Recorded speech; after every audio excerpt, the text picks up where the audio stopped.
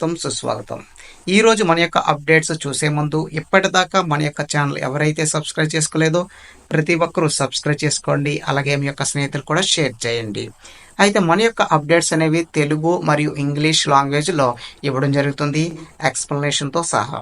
అయితే మొదటగా ఈరోజు మన యొక్క మొదటి క్వశ్చన్ చూసినట్టయితే, Rajon ki Baoli that was recently mentioned in news is a 16th century step well located in which city? ఇటీవలే వార్తల్లో ప్రస్తావించబడిన రాజోన్కి బావోలి 16వ శతాబ్దానికి చెందిన ఒక మెట్ల బావి, ఇది ఏ నగరంలో ఉంది అని చెప్పి రీసెంట్గా న్యూస్లోని రావడం జరిగింది. అయితే దీనికి సంబంధించి సరైన సమాధానం చూసినట్టయితే ఢిల్లీలోని ఈ యొక్క మెట్ల బావిని కనుక్కోవడం జరిగింది. అయితే దీనికి సంబంధించిన ఎవరిన ఇప్పుడు మనం తెలుసుకుందాం.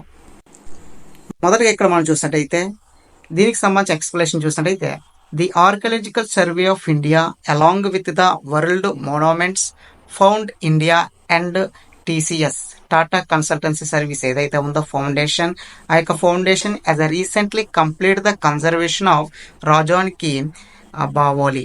ఈ యొక్క రాజోన్కి బావోలికి మెట్ల బావి ఏదైతే ఉందో ఈ యొక్క మెట్ల బావికి సంబంధించి పూర్తి స్థాయిలోని టీసీఎస్సి ఫౌండేషన్ మరియు WMFE ఫౌండేషన్ ఈ రెండు సంస్థలు కూడా పరిరక్షణ పూర్తి చేశాయని చెప్పడం జరిగింది.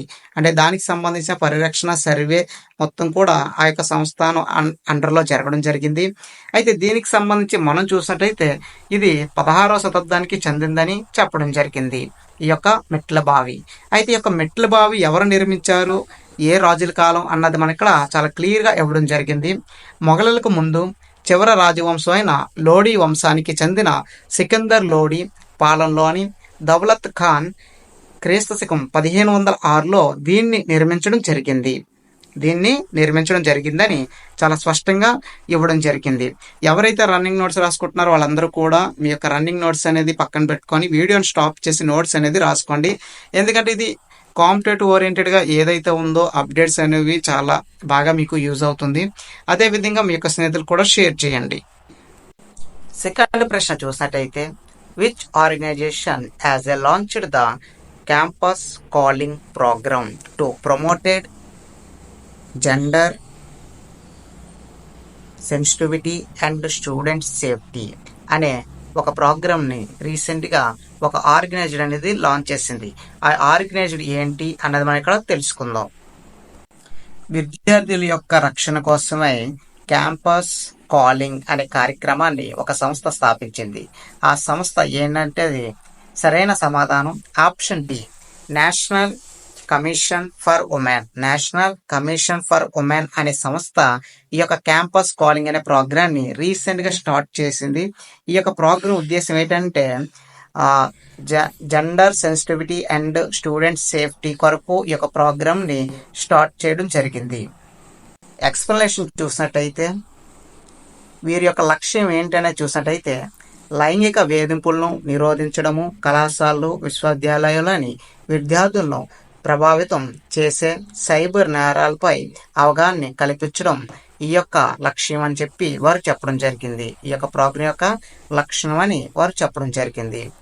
అదేవిధంగా the programme is being implemented in collaboration with Yuva Manthan, a youth development platform.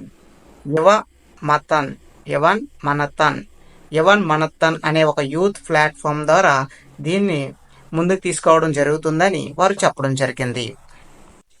అదేవిధంగా ఇక్కడ రెడ్ కలర్లో చూడండి, it plans to reach over 1000 higher education institutes making it one of NCW largest youth focused initiative అని చెప్పడం జరిగింది. ఇది 1000 కంటే ఎక్కువ ఉన్నత విద్యా సంస్థలను చేరుకోవాలని, ఇది NCW యొక్క అతిపెద్ద యువత కేంద్రీకృతం కార్యాలయంలో ఒకటిగా మారుతుందని వారు చెప్పుకోవడం జరిగింది. అయితే దీనికి సంబంధించి మనం చూసినట్టయితే కీ పాయింట్స్ అనేవి చాలా క్లియర్గా ఇవ్వడం జరిగింది. ఈ యొక్క క్యాంపస్ కాలింగ్ అనే ఒక ప్రోగ్రామ్ని యువ మతన్ అనే యూత్ డెవలప్మెంట్ ప్లాట్ఫామ్ ద్వారా ముందుకు తీసుకురావడం జరుగుతుందని చెప్పడం జరిగింది. వీరి యొక్క లక్ష్యం ఏంటంటే 1000 కంటే ఎక్కువ ఉన్నత విద్యా సంస్థలకు ఈ యొక్క చేరుకోవాలని చెప్పి వీరు ఒక లక్ష్యంగా తీసుకోవడం జరిగింది. అదేవిధంగా స్టూడెంట్స్ యొక్క సేఫ్టీ కొరకు దాంతోపాటు ఇక్కడ మనం లాస్ట్ పాయింట్ చూడండి, each college will have 2 male and 2 female campus ambassadors to lead gender awareness efforts.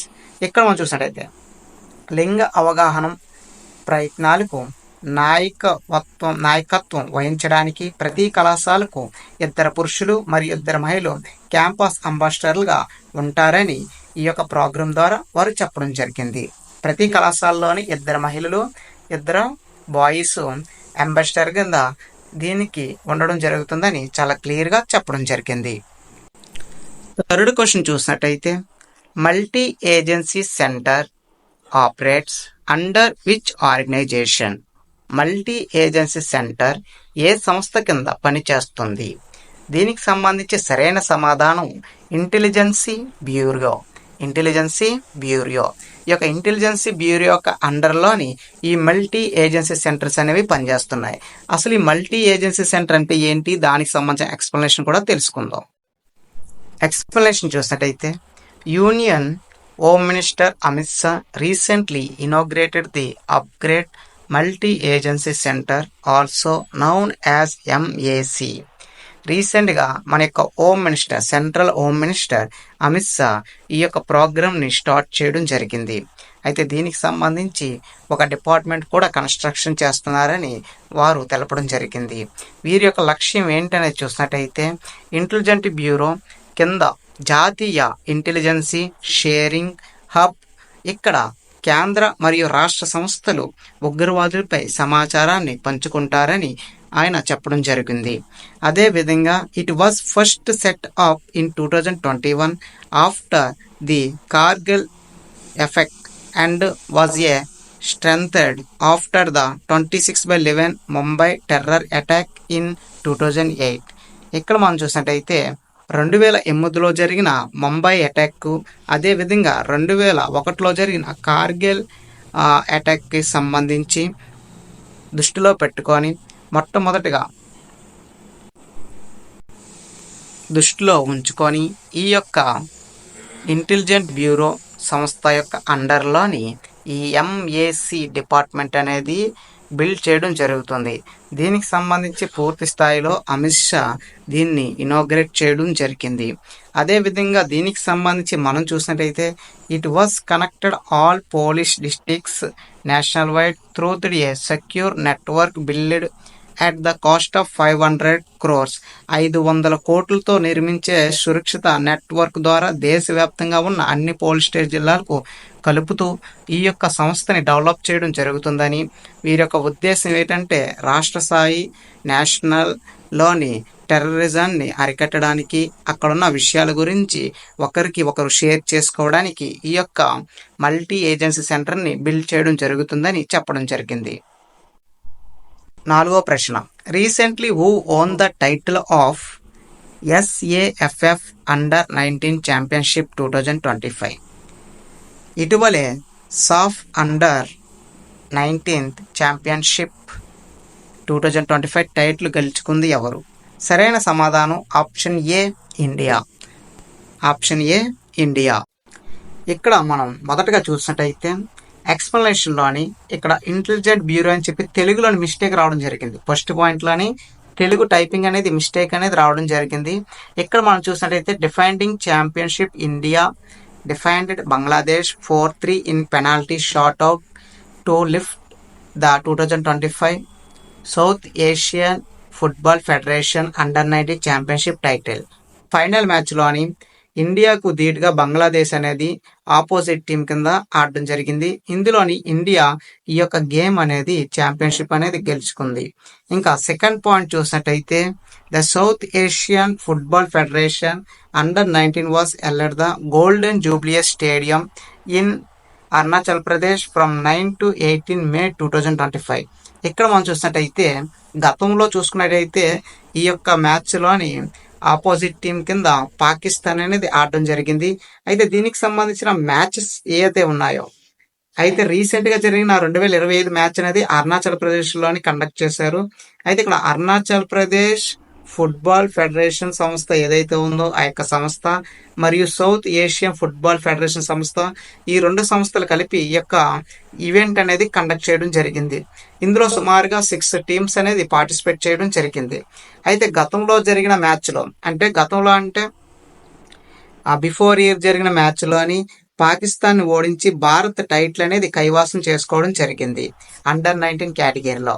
అయితే దీనికి సంబంధించిన కొన్ని పాయింట్స్ తెలుసుకుందాం.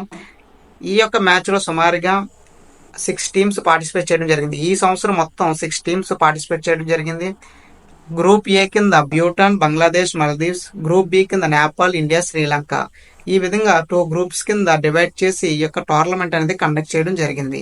South Asian federation football it was established in 1997. 1997లో దీనికి సంబంధించిన ఫౌండేషన్ అనేది స్థాపించడం జరిగింది. ఈ ఏడాది జరిగిన మ్యాచ్లోని బంగ్లాదేశ్ అనేది ఇండియాకి ఆపోజిట్ కింద ఆడడం జరిగింది. ఇండియా ఫైనల్ మ్యాచ్లోని ఛాంపియన్షిప్ ట్రోఫీ అనేది ఇండియాకి రావడం జరిగింది. 5th question, recently the first edition of Khelo India beach games is set to take place which state or united state? ఇక్కడ మనం చూసినట్లయితే ఇటీవలే ఖేలో ఇండియా బీచ్ గేమ్స్ యొక్క మొదట ఎడిషన్ ఏ రాష్ట్రంలో జరగబోతుంది అని చెప్పి అడగడం జరిగింది.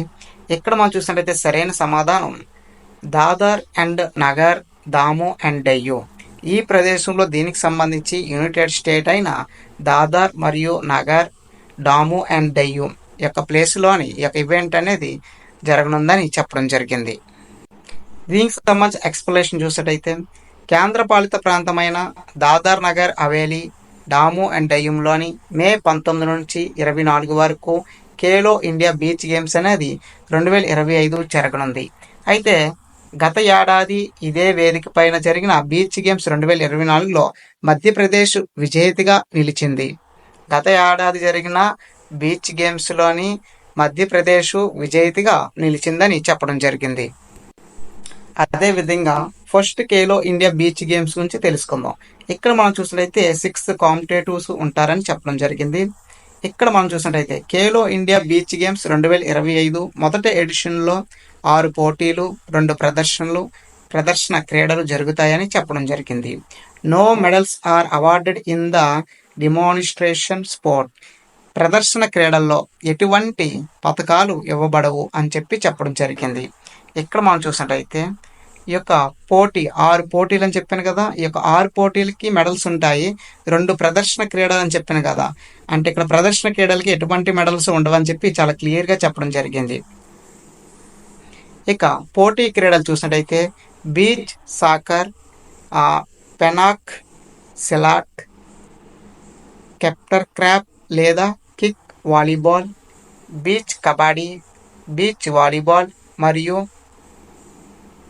ఓపెన్ వాటర్ స్విమ్మింగ్ ఈ యొక్క కాంపిటీషన్లోని ఉండబోయే గేమ్స్ అని చాలా క్లియర్గా చెప్పడం జరిగింది.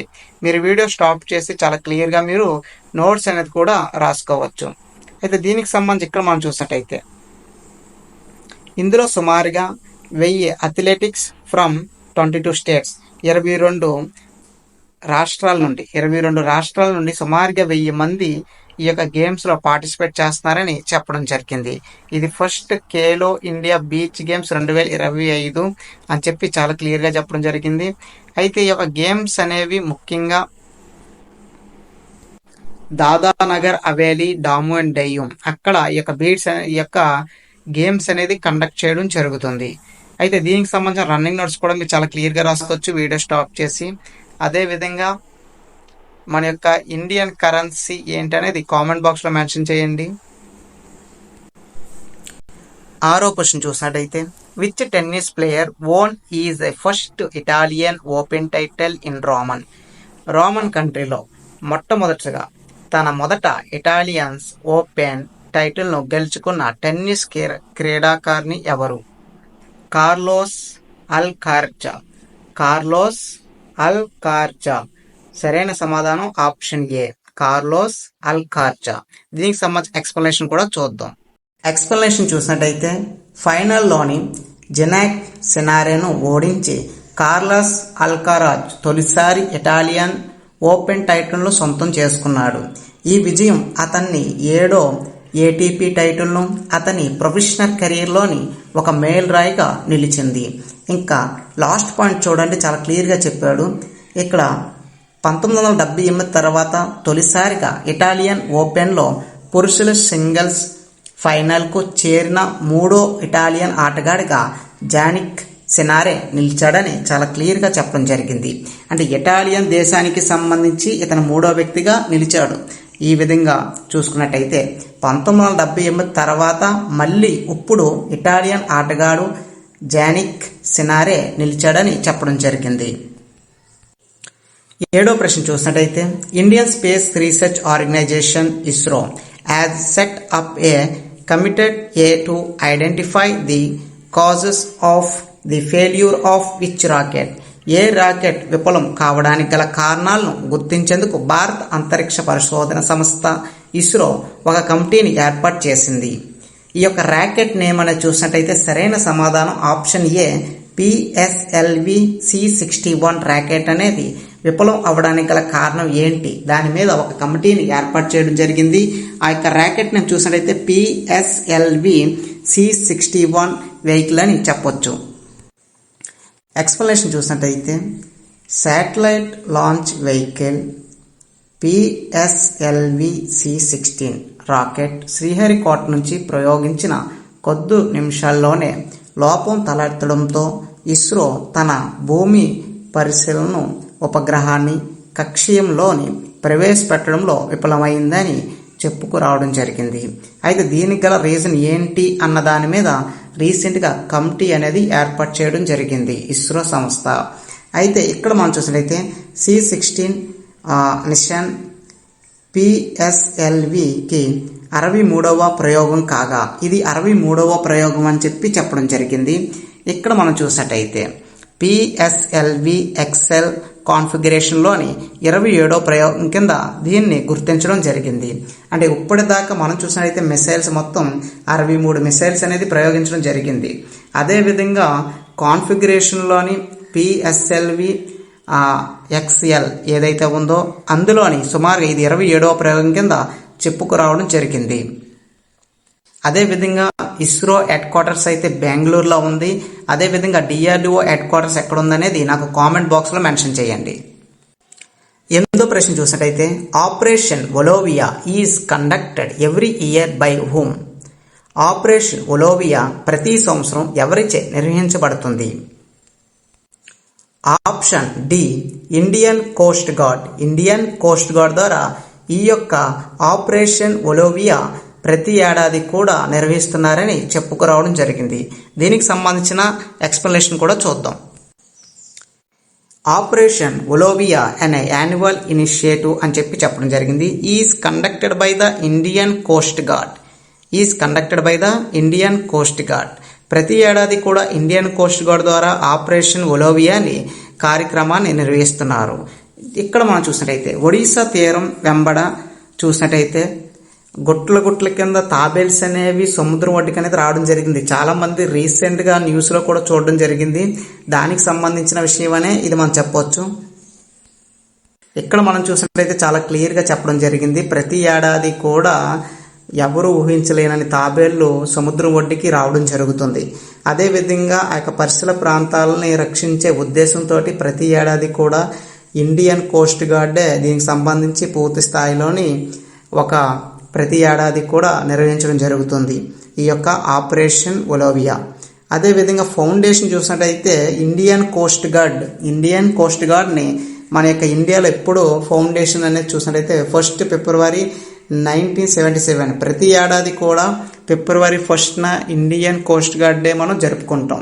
అదేవిధంగా ప్రతి ఏడాది ఇండియన్ ఇయర్లీ బడ్జెట్ కూడా February 1నే మన యొక్క ఇయర్లీ బడ్జెట్ అనేది మన యొక్క పార్లమెంట్లో రిలీజ్ చేయడం జరుగుతుంది. అయితే ఇండియన్ కోస్ట్ గార్డ్ సంబంధించిన హెడ్ క్వార్టర్స్ అనేది న్యూఢిల్లీలో ఉంది. దీనికి సంబంధించి డైరెక్టర్ జనరల్ చూసినట్టయితే పరమేష్ శివమణి దీనికి డైరెక్ట్ జనరల్ కింద ఉండడం జరిగింది. కోస్ట్ గార్డ్ డే అనేది ఎవ్రీడే 1 ఫిబ్రవరిని కండక్ట్ చేయడం జరుగుతుంది. ఇక్కడ 9వ ప్రశ్న చూసినట్టయితే which organisation observed Swachh Pakhwada 2025 from 1st to 15th May 1 నుంచి 15 వరకు స్వచ్ఛ పక్వాడ్ 2025ను ఏ సంస్థ నిర్వహించనుంది అని చెప్పి అడగడం జరిగింది. సరైన సమాధానం option A, council of scientific and industrial research. Council of scientific and industrial research సంస్థ ప్రతి ఏడాది కూడా స్వచ్ఛ పక్వాడ్ను నిర్వహించడం జరుగుతుంది. ప్రతి ఏడాది కూడా council of scientific and industrial research May 1 నుండి 15 వరకు న్యూఢిల్లీలోని దాని ప్రధాన కార్యాలయంలోని మరియు దాని అన్ని విభాగాలు, ప్రయోగశాలలు, సంస్థానాలు, యూనిట్లలోని స్వచ్ఛ పక్వాడ్ 2025 నిర్వహించినట్లు వారు చెప్పుకొని రావడం జరిగింది. It objective is to realized Mahatma Gandhi's dream of a health and clean India. Mahatma Gandhi కలలుగన్న ఆరోగ్యం, పరిశుభ్రత భారతదేశానికి సాకారం చేయడమే దీని లక్ష్యం కింద పెట్టుకొని council of scientific and industrial research సంస్థ ప్రతి ఏడాది కూడా ఈ యొక్క స్వచ్ఛ పక్వాడ్ని నిర్వహిస్తుంది. అదే విధంగా ఇక్కడ చూసినట్టయితే the initiative was part of the government of Indian Swachh Bharat mission inspired by the prime minister vision. ఇక్కడ మనం చూసినట్టయితే ప్రధానమంత్రి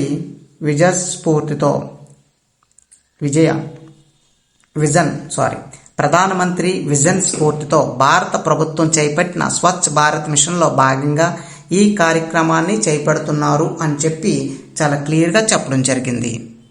10వ ప్రశ్న చూసినట్టయితే union minister Rajiv Rajan Singh inaugurated the construction of an integrated aqua park in which state. కేంద్ర మంత్రి రాజీవ్ రాజన్ సింగ్ ఏ రాష్ట్రంలో ఇంటిగ్రేటెడ్ ఆక్వా పార్క్ నిర్మాణాన్ని ప్రారంభించారు? సరైన సమాధానం option A, Tripura. Option A, Tripura. Tripura capital ఏంటి? నాకు కామెంట్ బాక్స్లోని మెన్షన్ చేయండి. త్రిపుర క్యాపిటల్ ఏంటో కామెంట్ బాక్స్లోని మెన్షన్ చేయండి. ఎక్స్ప్లెనేషన్ చూసినట్టయితే union minister Rajiv Rajan Singh inaugurated the construction of an integrated aqua park in Kailashahar Tripura. త్రిపురలోని కైలాస్ సహారాలోని ఈ యొక్క ఇంటిగ్రేటెడ్ ఆక్వా పార్క్ని ఆయన రీసెంట్గా ఇనాగ్రేట్ చేయడం జరిగింది. ఈ ప్రాజెక్టుకి సంబంధించి సుమారుగా 42.4 కోట్లు ఈ యొక్క ప్రాజెక్టు మీద పెట్టడం జరుగుతుంది. ప్రధానమంత్రి మత్స్య సంపద యోజన కింద ఈ యొక్క ప్రాజెక్ట్ని ప్రారంభించడం జరిగింది. ఇక్కడ మనం చూసినట్టయితే 42.4 కోట్లు విలువైన ఈ ప్రాజెక్టుకు ప్రధానమంత్రి మత్స్య సంపద యోజన కింద నిధులను సమకూరుస్తున్నట్లు చెప్పడం జరిగింది. అంటే ఈ ప్రాజెక్ట్ సంబంధించి ఒక స్కీమ్ ద్వారా ఈ యొక్క ప్రాజెక్ట్ని కన్స్ట్రక్షన్ చేస్తున్నారు.